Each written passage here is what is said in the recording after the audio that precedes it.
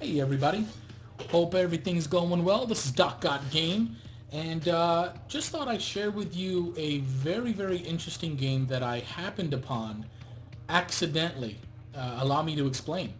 I was actually in the process of purchasing a Hearthstone beta key. I was real excited about Hearthstone, the new digital trading card game or collectible card game by Blizzard, and I got scammed. Yeah, I got scammed. So anyway, I stumbled into a Twitch channel, and there was someone playing this game, which is known as Infinity Wars.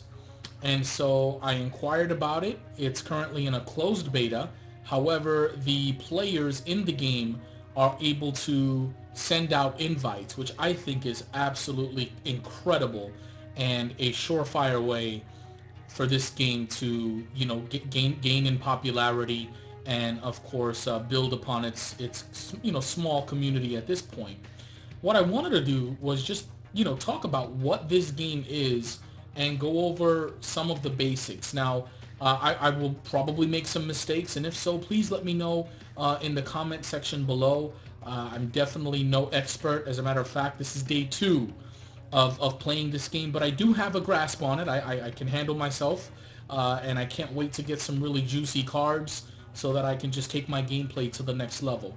So let's start by looking at the field of play. Now, you're going to notice, it probably looks scary, and that's okay because it scared the crap out of me when I saw it for the first time. Um, Now, if you look, let's see. Well, if you start off at the bottom, obviously you see the cards in my hand, okay? 22444. Those are the cards in my hand.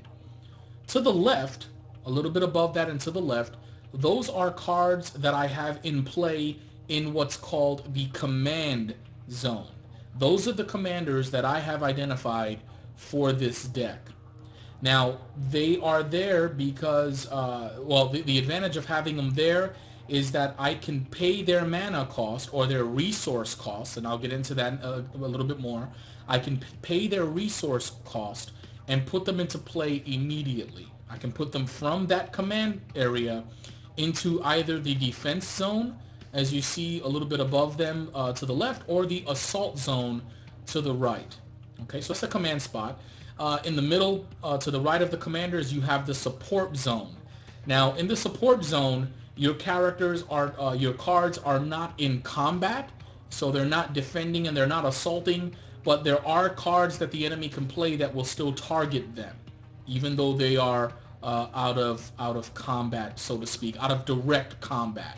They're still in the battlefield, though. Now, a little bit above the support zone, you're going to see two health bars. The bar on the left is my health. Obviously, that's, you're used to that. You play, trading card games. Yeah, you have a certain amount of health. Here we have 100 health. One of the differences and one of the cool aspects of this game is you also have morale. Now, morale is similar to health in that if it goes to zero, you lose the game. Now, there are cards in the game that are geared towards lowering an opponent's morale or boosting your own, which adds another style of gameplay, another aspect to the gameplay altogether, which makes it for some very interesting games and some very interesting decks. Now, you also lose morale in the fact that you see this glorious warrior here. This 4 up on top, of course, is his resource cost. This game does not have mana.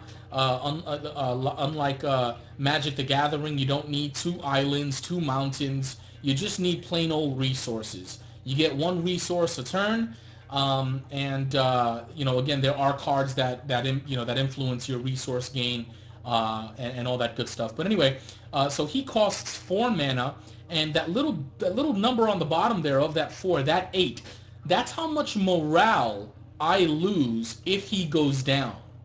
So again, morale adding a very unique twist to the gameplay in that you really have to think about what you're throwing down, because he is, if again, just the basics of most cards, most card games. This is nothing new to you. He's got 10 power and he's got 12 hit points, so to speak. Of course, he's also got an ability at the end of each turn. If Glorious Warrior is in a combat zone, the opponent loses 4 morale. So as long as he's in a combat zone, as long as he's in play, your opponent is losing morale. So here's a card that I was just talking about, directly influencing and impacting the enemy's morale. Of course, if you lose them, you lose 8 morale yourself, so it could be pretty risky. Okay, so going back to the board, here you have my defense zone, my assault zone. If a card is in the assault zone, then that card will be attacking the enemy.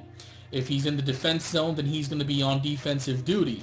Now, obviously, the enemy has a defense zone opposite of my assault zone, and an assault zone opposite of my defense zone, and the same goes for him. Now, looking above this onto the board, you have your enemy's cards in the commander slot, which you can definitely click on so you know what he's working with is in his command deck. You can click on any card that the enemy has up here. You can even click on their graveyard and your graveyard to see what's going on. Now, coming up here, you've got my icon, my avatar, and then you've got Captain Cool. He's the AI. This number here, obviously, is how many cards he has in his hand. This number here is how many cards I have in my hand. Over here, these bars, these are resource bars. Right now, I've got 1 resource. He's got 1 resource. Okay? Now, you're going to see that his name is highlighted in neon green while mine is not. Well, what does that mean? That means that his actions will play out first. So let me demonstrate. Well, I've got 1 resource. So as you can see, there's nothing I can really do here. So I'm going to end my turn by clicking up here in the upper right corner. Now it's his turn and he didn't do anything either. And now I have 2 resources. And now I can do something. So this Invincible Defender costs only 2 resources, which I do have. If he gets killed, I lose 3 morale. He's got power of 2 and a defense of 8. Obviously, he's a defensive-oriented character, if you couldn't tell by the name. He's got what's called Vigilance. Now, what Vigilance is when I play him, he is played directly to the defense zone, which is great because most character cards, just like Magic the Gathering and other TCGs, they come into play with Summoning Sickness when you play them. This Vigilance negates that. He also has an ability. If Invincible Defender is dealt combat damage, but survives, the player that dealt damage loses 4 morale. So you can see the underlying theme of the deck is not only strong defense, but it's also to mess with the enemy's morale. Now I'm going to go ahead and play him by clicking this on the right, and you're going to see that instead of going into my support zone with Summoning Sickness, which he would normally do, he goes directly to my defense zone, okay, which is great. Alright, so I'm out of resources, as you can see, and there's nothing left for me to do, so I'm going to end my turn. Okay, now he's going. He pulled a, he's playing an Invincible Defender as well, and he puts that directly into the defense zone. Alright, now it's my turn. I've got 3 resources, and I can do a few things here.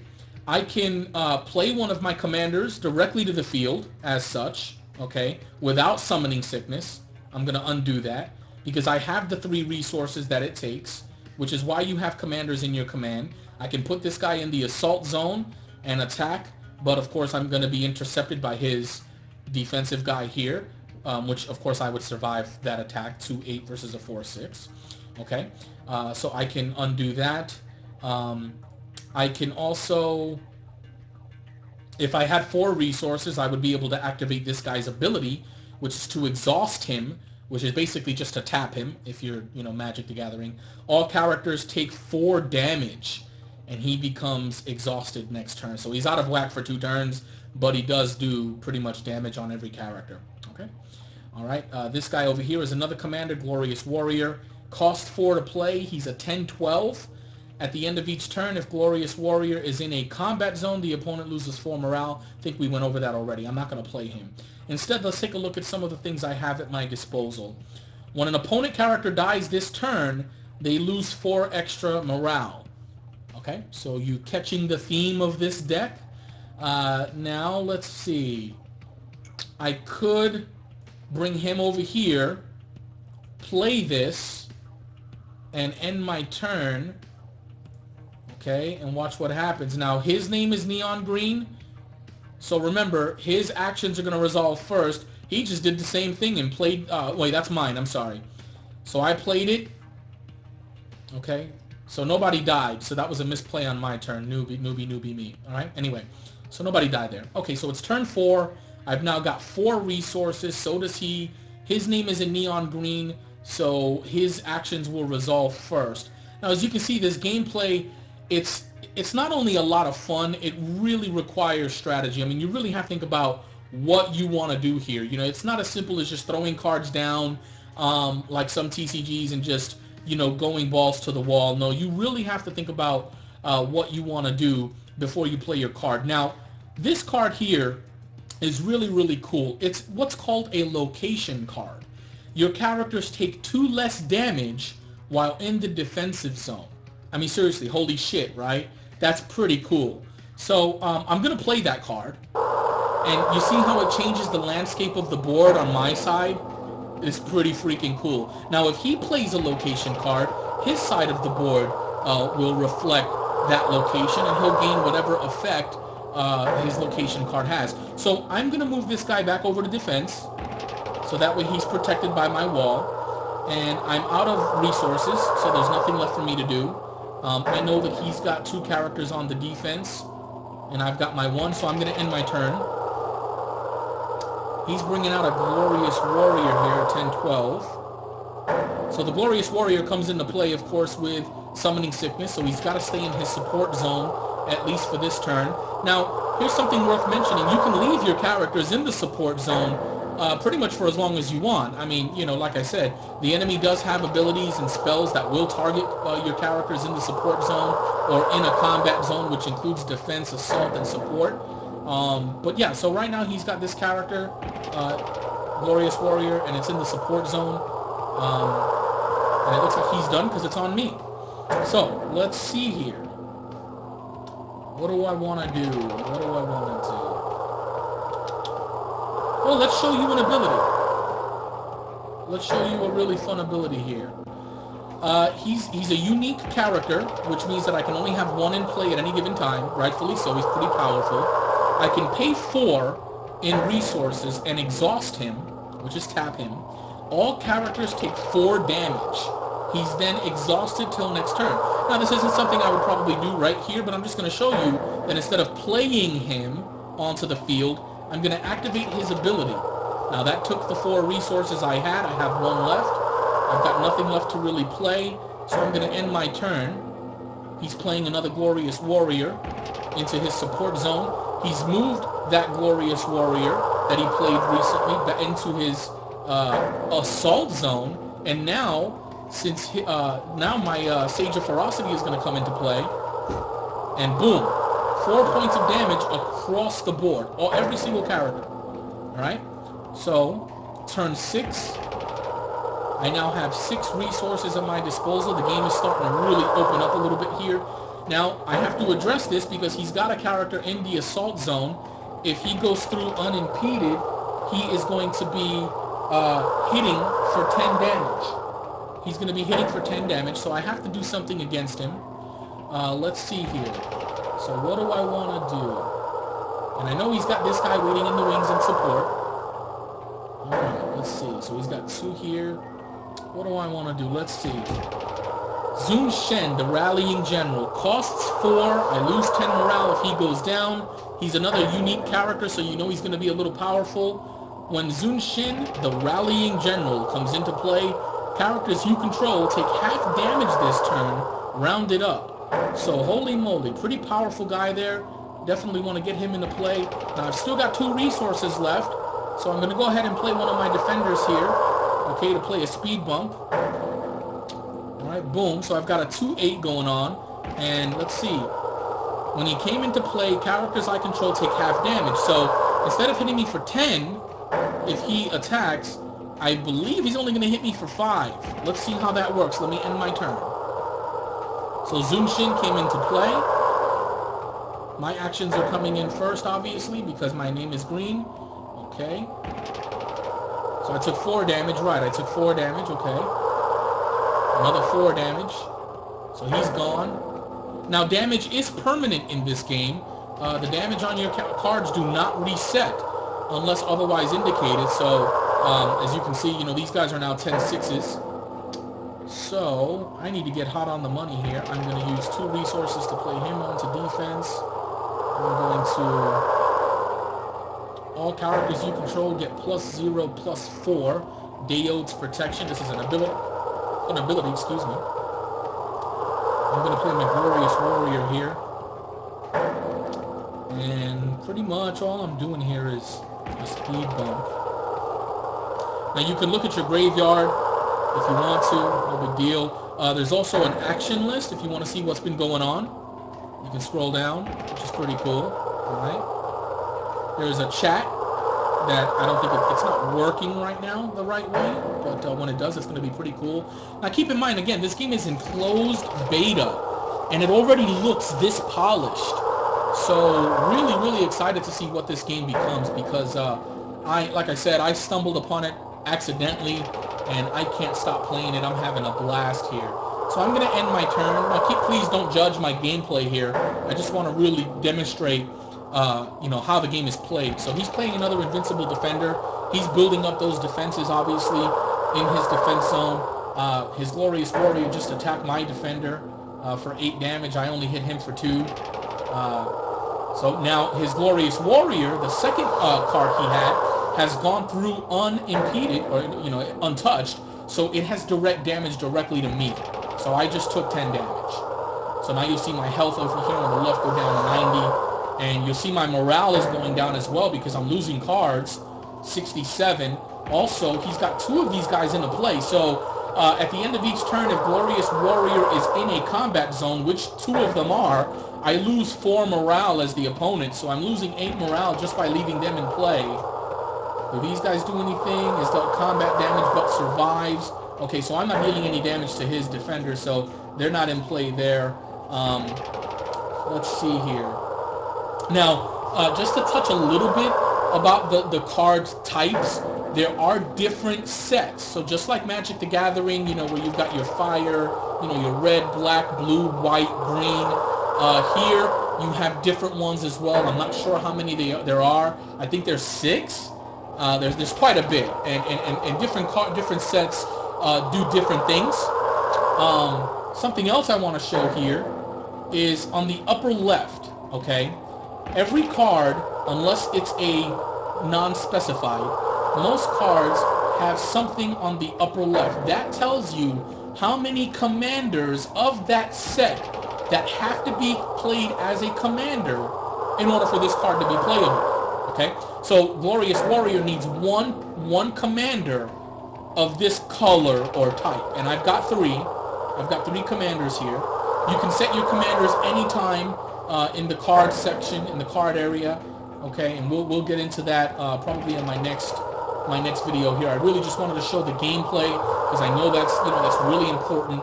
I don't want to know about how the cards are organized or how you make your decks if I'm not going to have fun playing this game. Now, something else that's unique to this game is the trading post down here in the bottom right. There's really no such thing as being mana starved or anything like that in this game, because let's say none of these cards right now, I don't want to play these, or man, I could really use a damage card right now. Well, you know what? I've got 8 resources at my disposal. Let's go to the trading post to see what I can do. Well, I can pay 3 resources, shuffle a card from my hand into the deck, and draw a card. I can pay 5 and not worry about shuffling and draw a card. Or I can pay 9 and increase my base resources by 1. Okay, so there are things you can do even when you don't have cards. Well, let's shuffle a card from my deck. I'm going to pick Dayode's Protection. So Dayode's Protection went into my deck, and I ended up getting a defender, which actually let's go ahead and play that sucker. And what's this here? I don't want to play Dayode's Protection. Lingau's Will. Alright, so again, not really worried about gameplay here, not worried about dying. Just want to show you guys everything that I see here. In the options menu, you can concede the game. I mean, if you're just done, you can give, you can just, hey man, you got it, GG. You win, I'm done. F this. Okay. Just looking at the field here to see if there's anything else that I may have missed here. We talked about morale and what that is. I'm currently at 67 morale to his 92 morale, which is not good. He's going to whittle me down in morale if he doesn't do it by straight attacks. We talked about the trading post and the things you can do there. We talked about why his name is Neon Green right now, or his avatar. Excuse me, my name is Neon Green. Because I have initiative, so to speak. So my actions will resolve first. We talked about the support zone here in the middle, my commanders here and what they are for: defense, assault. So I hope you enjoyed the video. Again, I might have missed something. I'm very new to the game, but there are a lot of people coming on my stream and other streamers wanting to know, hey, what the heck is this? And I thought I would just take a few minutes and give a shot at explaining some of the basics. So again, if you liked the video, subscribe, come check out my stream. It's on Twitch TV /DocGotGame, and thanks a lot.